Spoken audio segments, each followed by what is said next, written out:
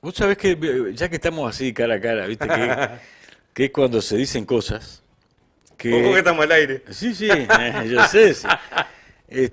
Vos sabés que vos dijiste recién que está pasando en el mundo este, y, y sí, efectivamente, yo estoy estudiando, pensando, tratando de escribir un ensayito para tratar primero de entender yo mismo qué es lo que está pasando en el mundo.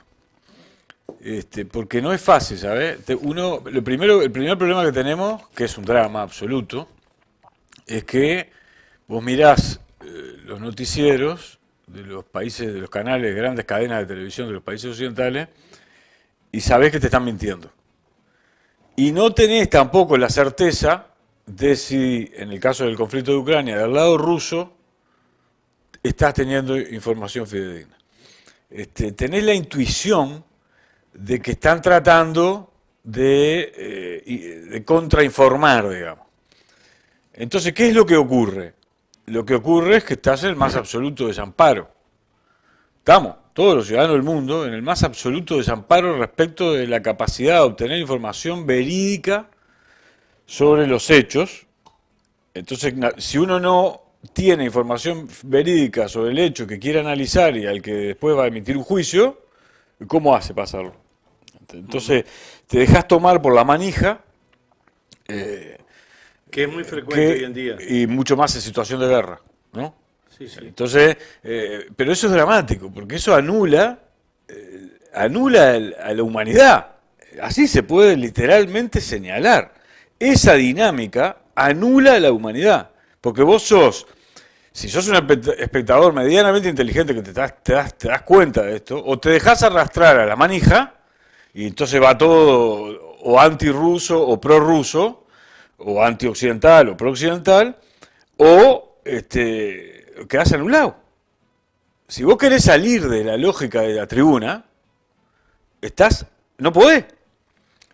Se puede, naturalmente, si disponés de tiempo, pero tenés que disponer de un tiempo importante, porque tenés que buscar columnas de opinión de gente más o menos seria, que trate de tomar distancia, que trate de analizar la complejidad, y tampoco eso está siendo muy frecuente. Entonces, lo primero que hay que tomar conciencia enteramente es de la gravedad de esa situación.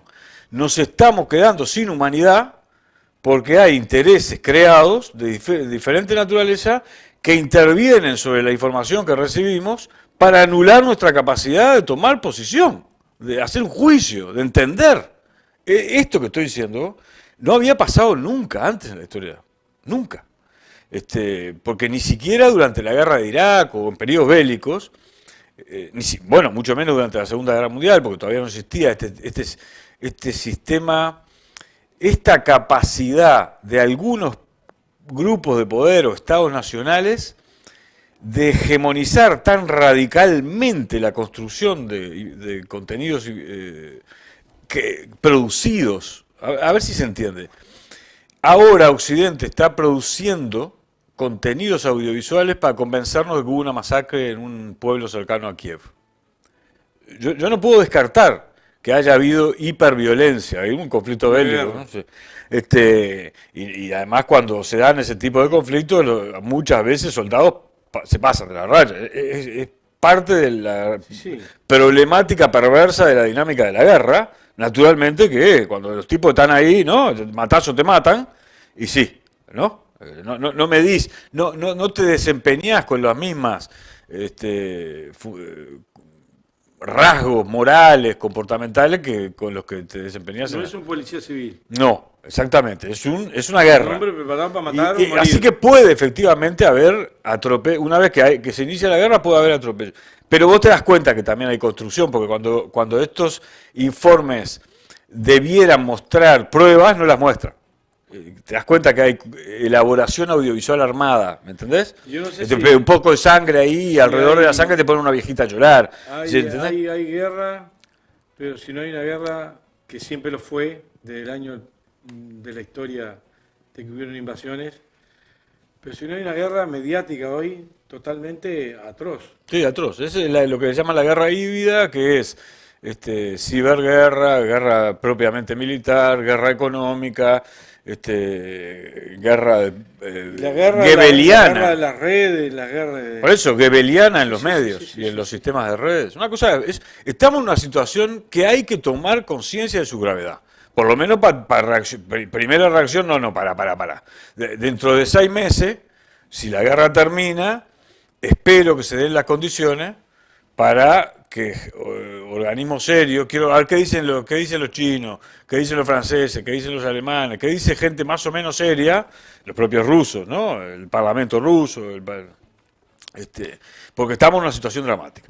Pero, viste que nos metimos en este tema. Aunque ahora hay una plena lucha de poder dentro de los propios gobiernos, sí, gobiernos, no estados, los propios gobiernos que han tomado partido por unos o por otros, incluso en la mentira. ¿Cómo saber que no miente? Bueno, Y mira, ahí hay que ir a las yo personalidades. quería arrancar para otro lado, pero no me... Y arrancar para otro lado. No, para. Pero déjame ahora, porque lo que pasa es que lo que metiste es un bruto tema. Porque inmediatamente después de tomar conciencia del estado de situación en el que estamos, uno tiene que preguntarse, bueno, ¿y por qué pasa esto? ¿Por qué pueden? ¿No hay más periodistas? ¿Por qué pueden construir una acción propagandística de tipo goebbeliano involucrando a todos los medios de Occidente? Todos. Salvo raras excepciones que encontrás en las redes. Y no hay ningún periodista en esos medios que diga, no, eso no. Dentro de 6 meses me No voy quiero a ir. pecar en venirme a Uruguay, pero... Sí, no, sí, no me quiero. andar, sí. No, pero es así. Ahora, para. Déjame, yo estoy pensando mucho, día y noche, leyendo. Tienes que dormir, acordate que No, tuviste sí, un percance. pero me cuesta, porque la dinámica, cuando vos, mi función social desde hace 30 años, porque yo vi que tenía algunas aptitudes y dije, bueno, yo lo mío es por acá es donde más puedo aportar, es tratar de entender la complejidad y tratar de explicarla, a veces con mayor inteligencia, a veces con menos, pero tratar de explicarla. A veces con mayor capacidad de comprensión, a veces con menos. Entonces, hace mucho tiempo que me entreno en este esfuerzo, que creo que es decisivo, porque si uno no entiende en el mundo en el que se desenvuelve, patalea nomás. Y al Pero patalear además- perdés. Pero además es mucho más difícil hacer un desarrollo intelectual y además expresar lo que se ha comprendido. Y bueno, ni que hablar. Después que vos mismo comprendiste, además todavía tenés que hacer, y aprender a hacerlo, el esfuerzo por explicar esa complejidad en un lenguaje más o menos sencillo para que la mayor cantidad de gente lo entienda y entonces pueda elevar su capacidad, aunque no esté de acuerdo Y en contigo. la medida que esa capacidad se eleve y la idea esté arriba, también es dialéctica y por lo tanto va a aparecer una nueva realidad. En muy poco tiempo. Efectivamente, y además aparecen jóvenes que le ponen su propia impronta, su propia fuerza. Entonces, en este esfuerzo de comprensión, de tratar de entender por qué esa enorme capacidad de manipulación, me di cuenta que el Occidente desarrollado y los países en desarrollo en otro nivel, pero también participan de esto que voy a decir ahora, están siendo gobernados por una especie de aristocracia de tecnoburócratas, que tienen muchos intereses creados en que todo siga, el statu quo se mantenga como está, que los grupos de privilegio que ya tienen privilegio sigan teniendo privilegio, no los pierdan. Cuando te hablo de una aristocracia, ¿te acordás cuando alguna vez debes haber leído que hubo un momento del capitalismo salvaje, del proceso de acumulación de riqueza que era con sobreexplotación de los niños y las mujeres en la fábrica, ¿no? Una cosa espantosa, 16 horas dentro de la fábrica, de hilo sobre todo, ¿no? Y los textiles. En aquel momento, para salir de una situación revolucionaria que se creaba permanentemente por esa sobreexplotación, los grupos de empresarios asociados de algunos sectores crearon lo que se denominó una aristocracia obrera. A una parte de los obreros le empezaron a pagar salarios muy por encima del resto y a capacitar para que cumplieran funciones no solo manuales, sino también de gestión.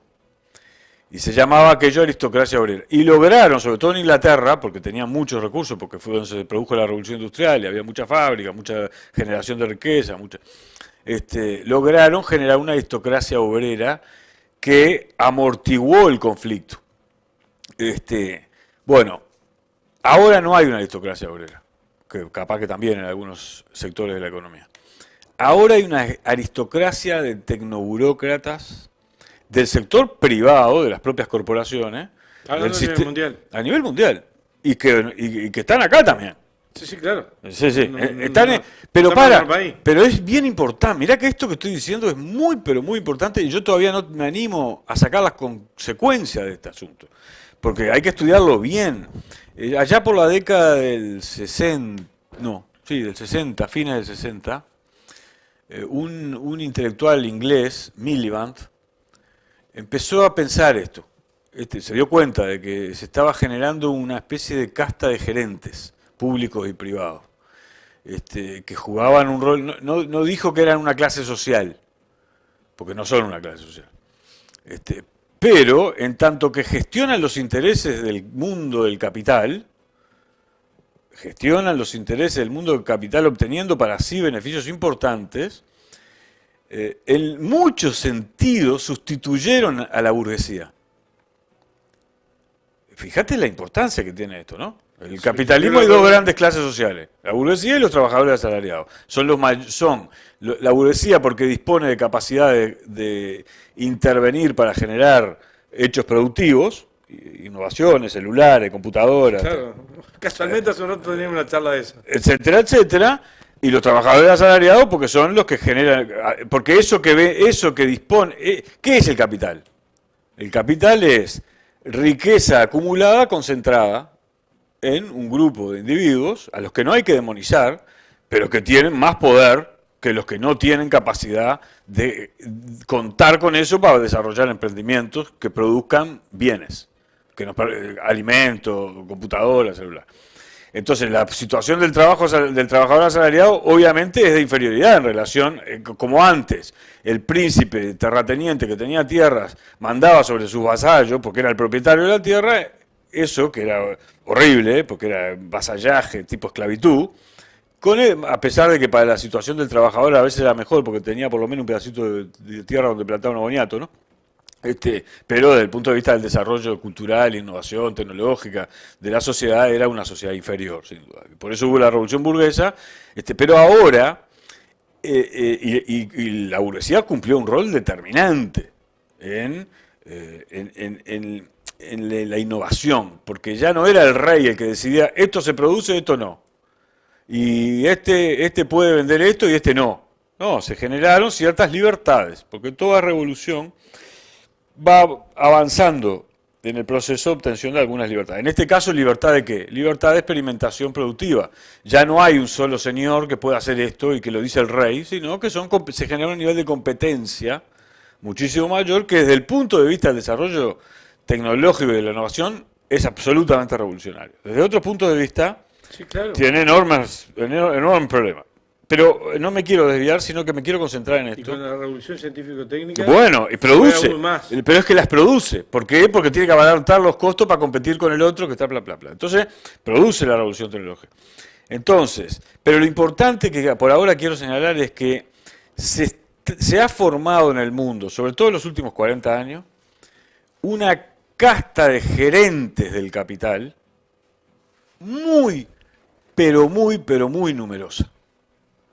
Y que tiene no te digo que es una clase social, porque no es una clase social, porque también depende al final de un grupo mucho más reducido de decisores, que son los que concentran la mayor cantidad de capital, pero estos decisores que concentran la mayor cantidad de capital en distintos, ¿no? Francia, Alemania, Inglaterra, etcétera, Estados Unidos, China, Rusia, etcétera, Brasil, Argentina, ya no pueden gestionar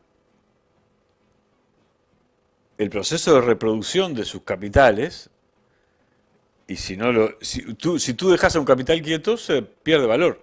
Capital para Sí, sí, tiene que estar generando... Tiene que estar en riqueza. movimiento, exactamente. Eso es una Si cosa, no sirve para... eso es una de las cosas de lo enorme dinamismo que produce la sociedad capitalista y por eso todavía no la hemos podido sustituir, ¿no?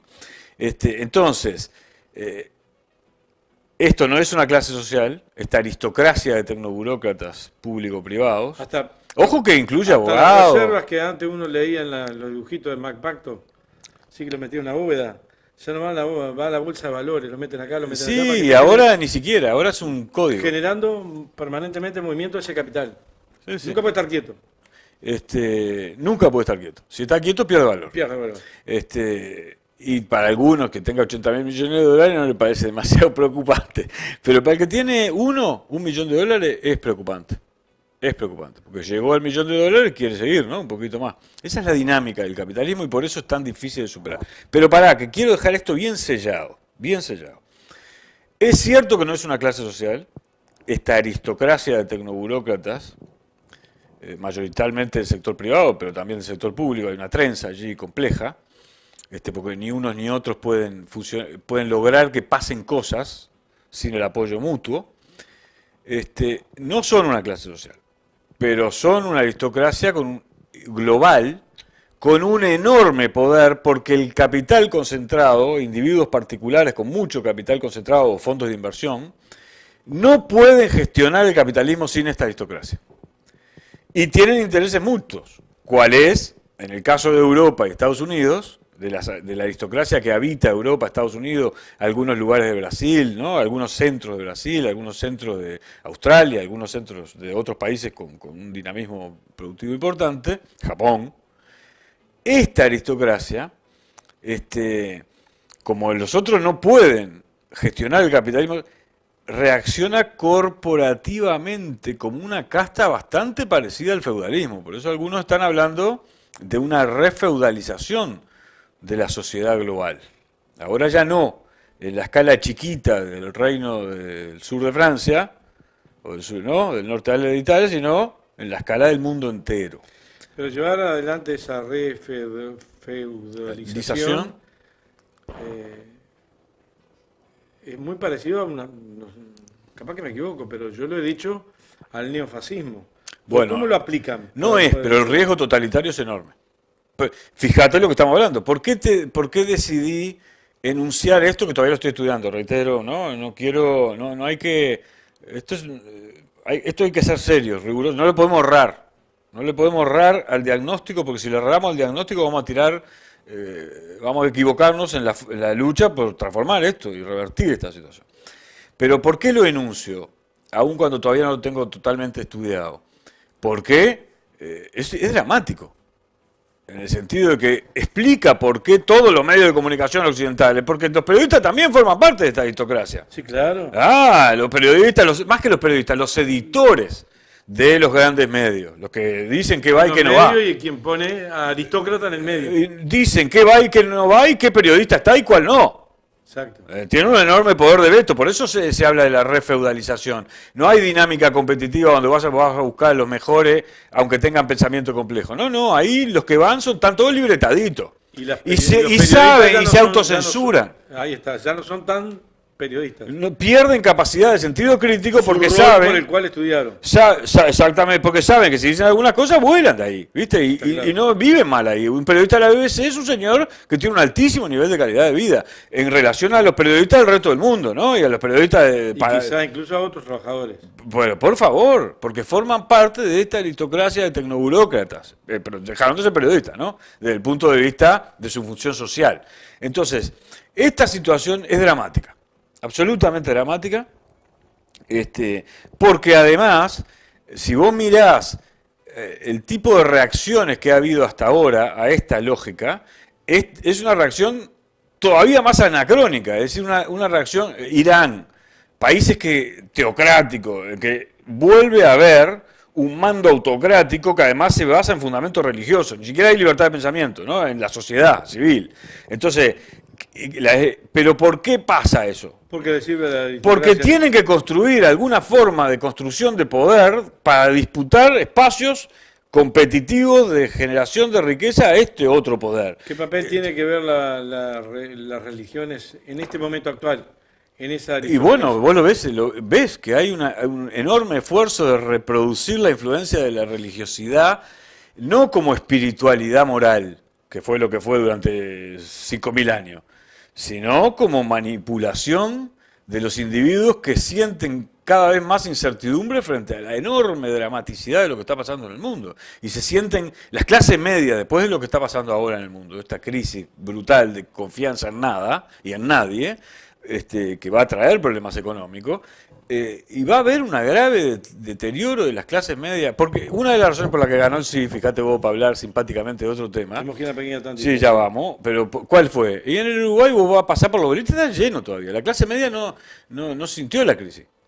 Entonces dije, vamos a dejar, vamos a hacer agua, ¿no? Y si ganaba el no, el gobierno quedaba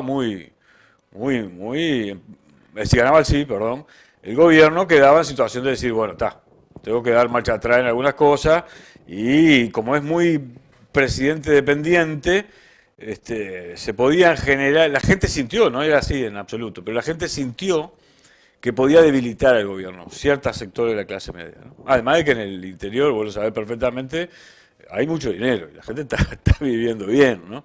En muchos pueblos de campaña hay mucho dinero circulando. No en las ciudades, pero en los pueblos de campaña. También hay mucha miseria. Pero por supuesto, y miseria histórica, también, Sí, que no supimos resolver. Sí, sí.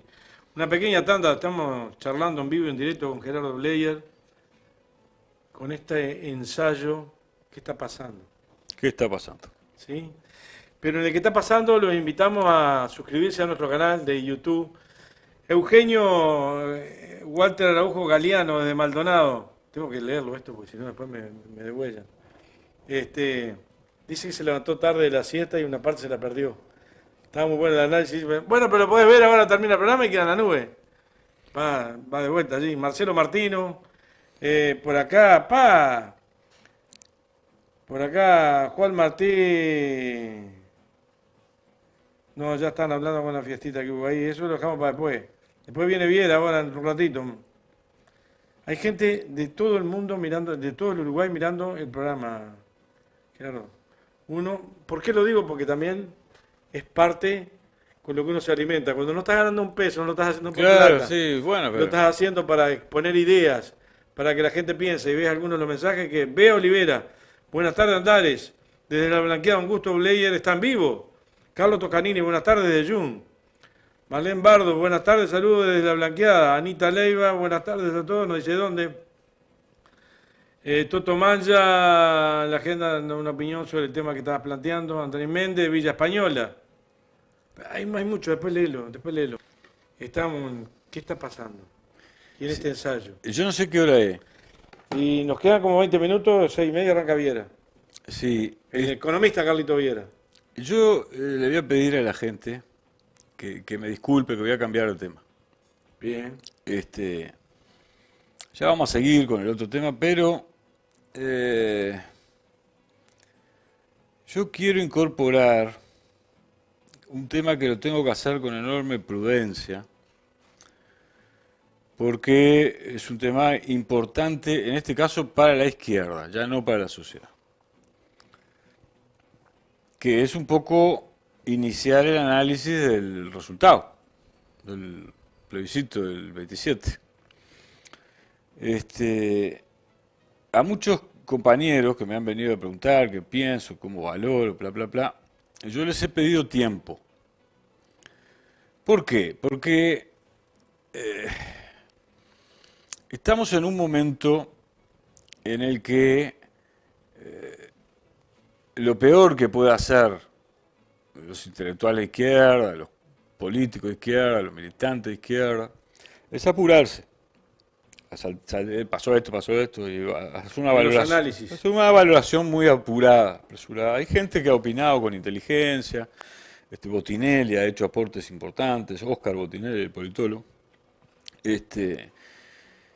Después ha habido mucha gente que sale a decir lugares comunes, ¿no?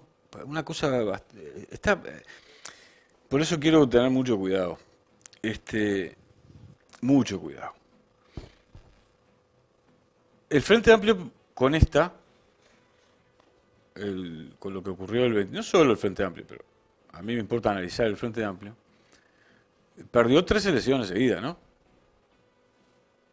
Octubre, Noviembre, noviembre y el 27 de abril. de marzo. De marzo.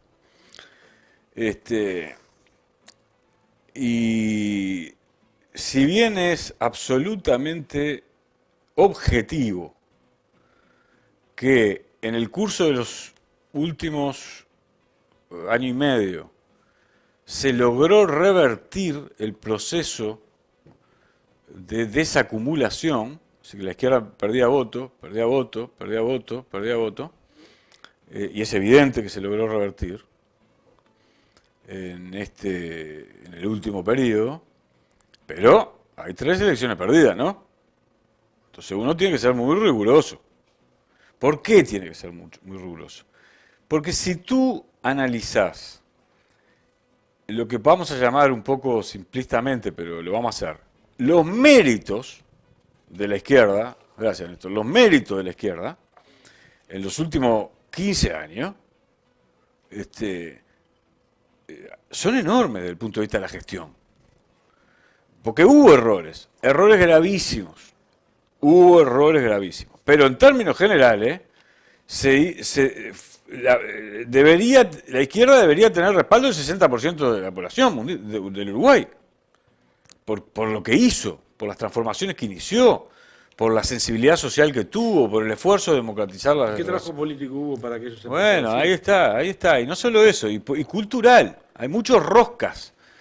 Porque viste que recién hablábamos, mira, vamos a relacionar los dos temas, viste que recién hablábamos de una aristocracia tecnoburocrática global, que cada vez tiene más poder.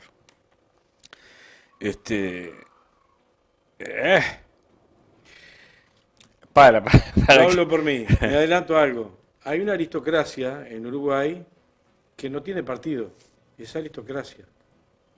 Y que depende y vive de eso, del sistema. Sí, sí. Te lo dejo para vos. Sí, sí. Pero yo no quiero ser agresivo, o sea, aunque si un día me agarran mal y hablo con las tripas, voy a decir cosas muy hirientes, porque hay que ser duro a veces, hay que ser duro y crudo a veces, porque si no, estas roquitas, ¿viste? Buscando el carguito acá, el otro carguito allá, y la cosa así, y está todo bien y no pasó nada, ¿no? El otro día yo leía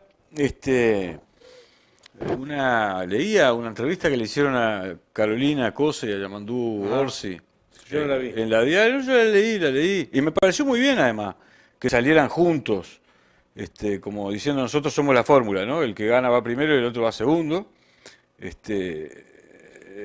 Pero hay que apurarse, ¿no? Hay que ir despacito.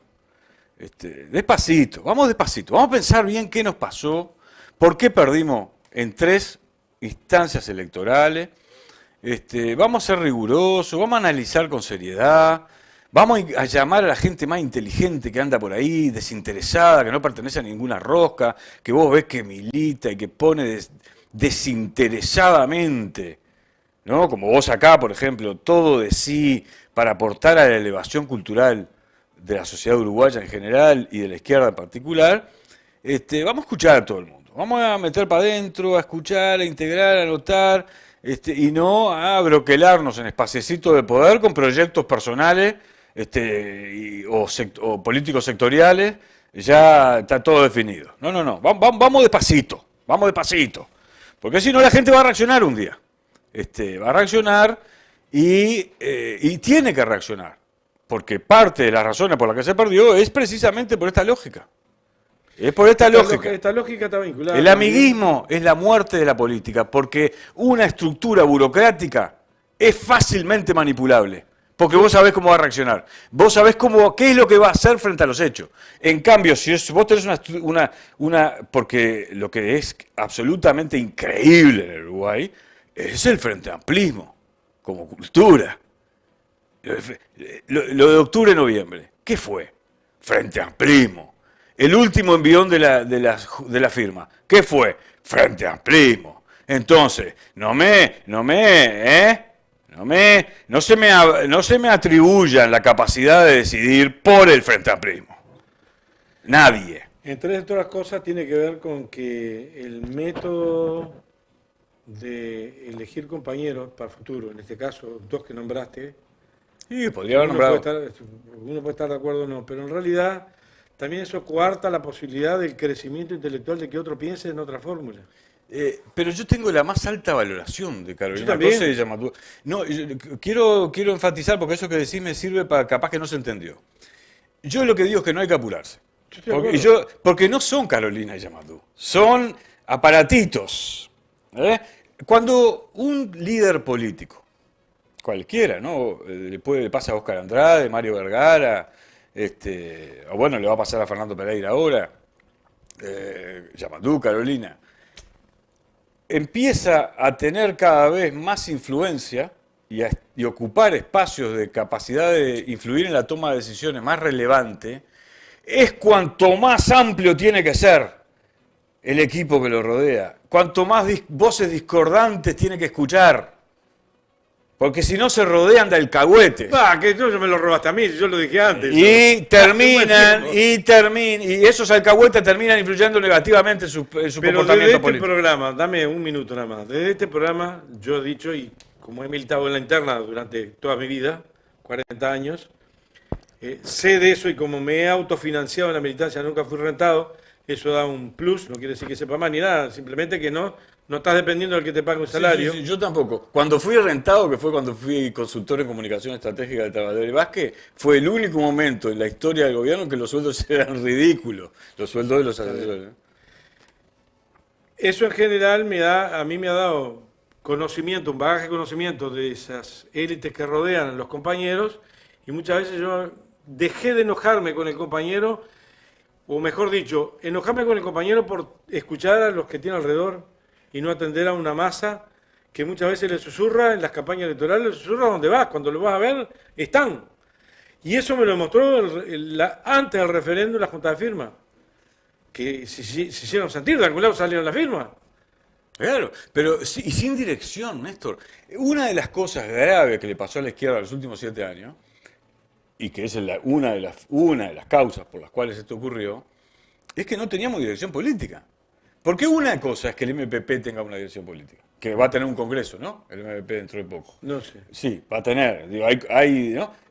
Otra cosa es que el Partido Comunista, que también va a tener un congreso, tenga en breve una dirección política. O el Partido Socialista, que también va a tener un congreso en breve. ¿Viste lo que te dije, no? La Los tres vertiente, partidos. 138. Está, pero ya sé, pero te das cuenta que tienen congreso, ¿no? Los tres partidos muy importantes. ¿Por qué eso? Porque falta procesar una reflexión crítica profunda sobre lo que pasó. Y por algo se fueron corriendo los congresos. Porque vino la pandemia, después vino la junta de firma, ¿eh? Pero ahora vienen los tres juntos. Entonces hay que esperar que los compañeros, la gente, los partidos. Pero el Frente Amplio, es eso, la vertiente artiguista o el sector de Mario, tienen dirección política, ¿no? Plataforma, yo qué sé. Sí, claro. Los grupos tienen dirección política. Pero el Frente Amplio no tuvo dirección política. No importa por qué, pero hay que analizar seriamente. No puede ocurrir ahora, y yo si fuese Fernando Pereira me ocuparía con mucho esfuerzo por evitar que ocurra, que no se construya una dirección política. No un acuerdo de burócratas o de cúpulas o de sectores, una dirección política. Y hay que ir a buscar a los mejores y no aceptar el lobby de yo quiero este carguito, porque nos va la vida. La vida. Porque es como... Perdóname, no es que le vaya la vida al frente, le va No, la vida a la sociedad. a la sociedad. A mí, el frente... a ver, yo soy de izquierda que tengo 14 años. Y además no de izquierda simpáticamente, no, asumiendo riesgo. Y riesgo de todo tipo, poniendo todos los recursos de mi vida, espirituales, económicos. Nunca me importó nada los recursos económicos. Porque si no, no se puede, hay que disponer del tiempo. Nunca pasé tampoco hambre, no estoy haciendo ninguna cosa de super... No, pero... no todos lo hacen. No, yo sé que no todos lo hacen.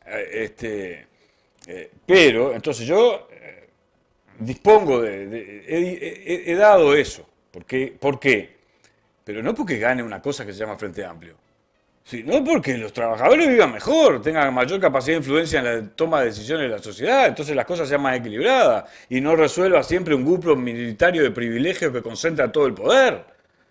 Para eso, ¿cuántos miles dieron su entrega generosa y desinteresada para la unidad del movimiento sindical, para la unidad de la izquierda en la diversidad, y así construyeron el Frente Amplismo como cultura? Que el Frente Amplismo va más allá del Frente Amplio. Entonces, ¿viste? Entonces,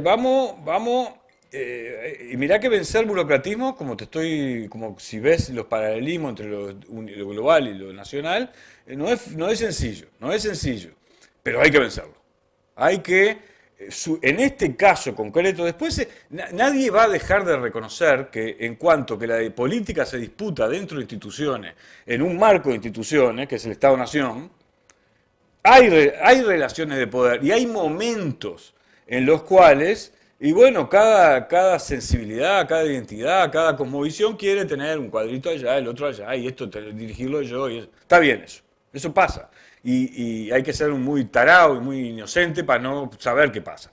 Pero una cosa es eso, y otra cosa es no darse cuenta de que estamos ante una situación del mundo y ante una situación de la región y ante una situación del Uruguay en la que aquellos que no son capaces de mirar lejos, hay que pagarle con un palito de eso flexible, ¿viste? Para no lastimar demasiado, en los pies. Una vara de mimbre. Es una vara de mimbre en los pies. Afloje, compañero, afloje. Y venir de abajo. Y venir de abajo y poner en debate con libertad, además, con libertad. No hay que tenerle miedo a la libertad intelectual cuando hay que tomar decisiones tan trascendentes como entender bien dónde estamos parados para definir bien el plan estratégico de cómo hacemos para volver a recuperar los espacios de decisión en las instituciones que nos permitan seguir democratizando las relaciones sociales. Que ese es el asunto y no qué carguito tengo y qué no carguito no tengo. Y yo quería Ahora, hoy... eso no es tan fácil resolver, No, yo sé. más allá del análisis, cuando también hay una puja. Yo creo que mirá lo que te voy a decir, la despolitización o la despolitización de algunos cargos de gobierno o algunos cargos de dirección de los diferentes estamentos del FA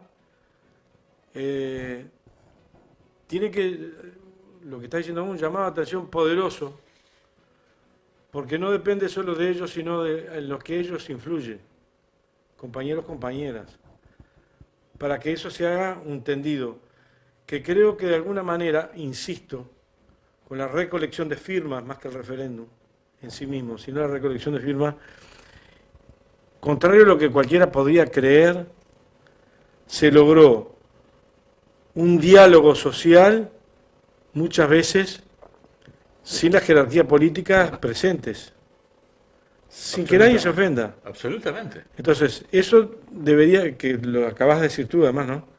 Eso debería ser tenido en cuenta para que no nos pase lo que vos dijiste, a Pereira y a quien sea, a Pereira y a todos los dirigentes de los diferentes sectores que conforman la izquierda uruguaya,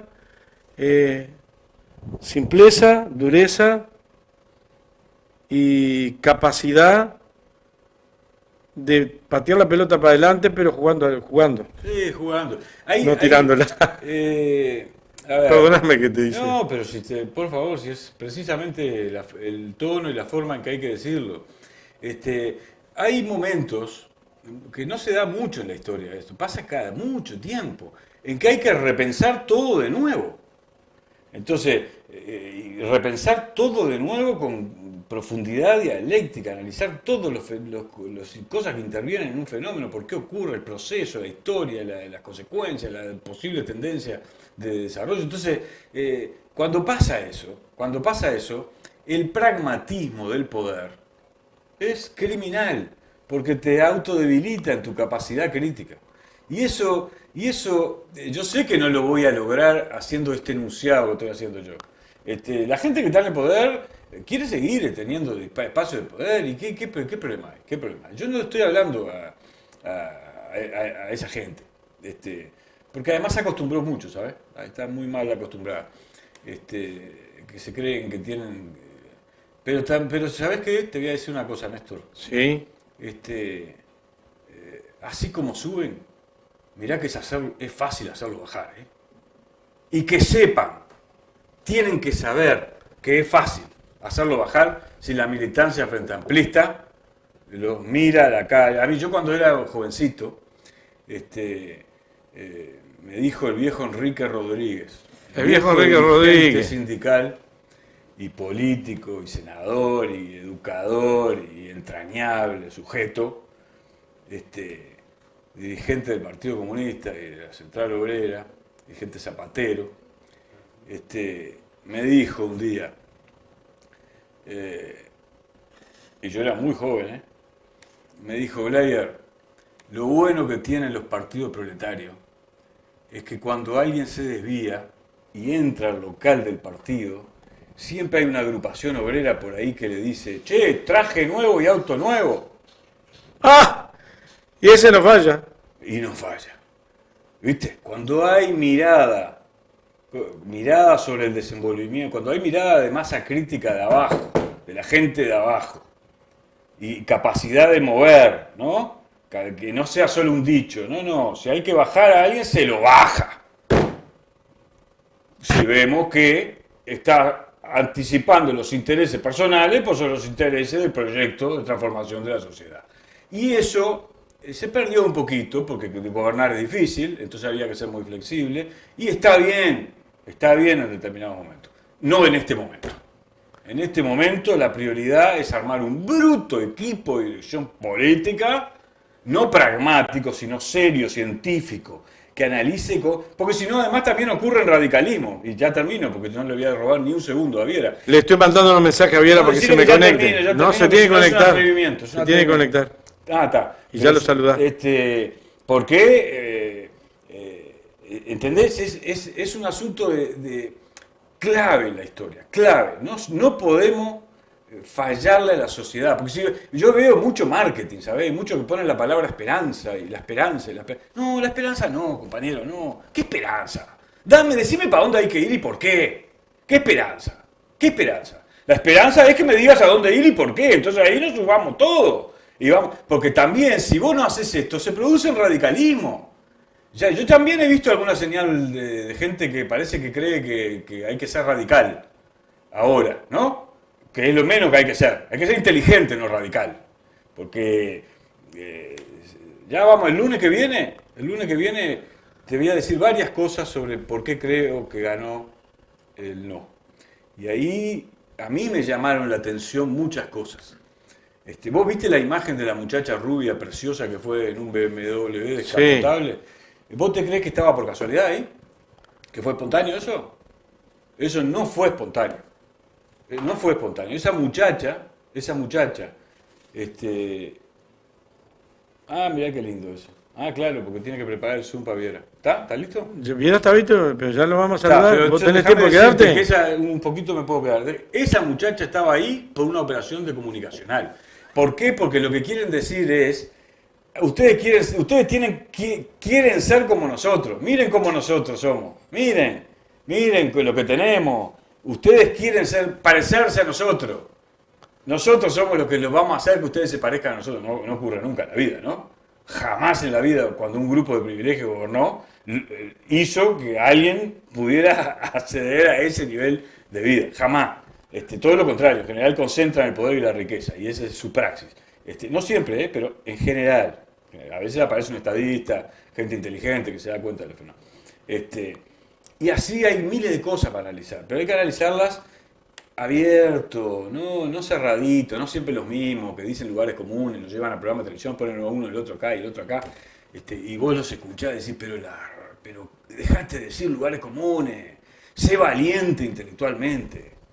Porque si no, no vamos a ir hasta el hueso. Y ahora, este es el momento, durante los próximos 5 meses, de ir hasta el hueso con libertad e inteligencia crítica para definir un mejor programa hacia el futuro.